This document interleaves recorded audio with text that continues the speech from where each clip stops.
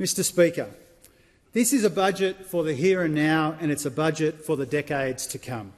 It's a responsible budget that helps people under pressure today and invests in the promise and potential of the more prosperous future that we can make together.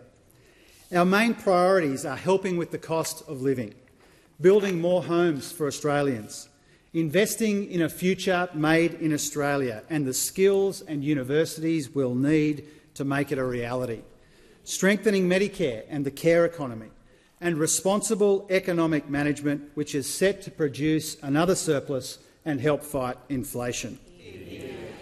Speaker, this government and this budget delivers for every Australian.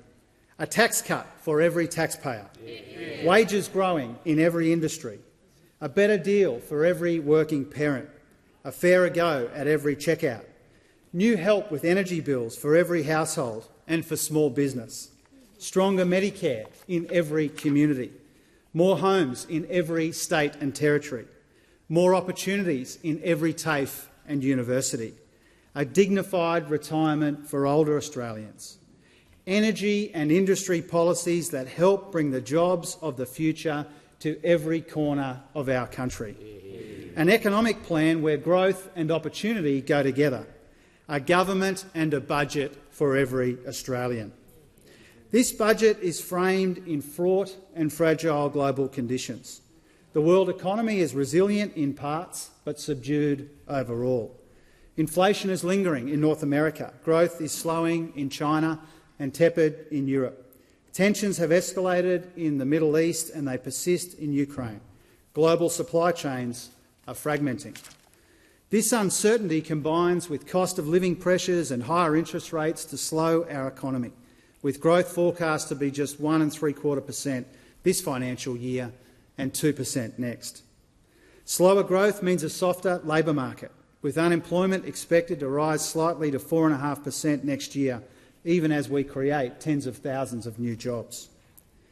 I want Australians to know that despite everything coming at us, we are among the best-placed economies to manage these uncertainties and maximise our opportunities.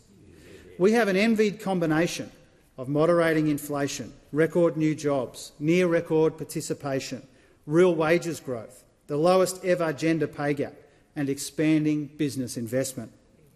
Annual inflation has more than halved from its peak in 2022, and it's now lower than anticipated in the mid-year update. But we know that people are still under the pump.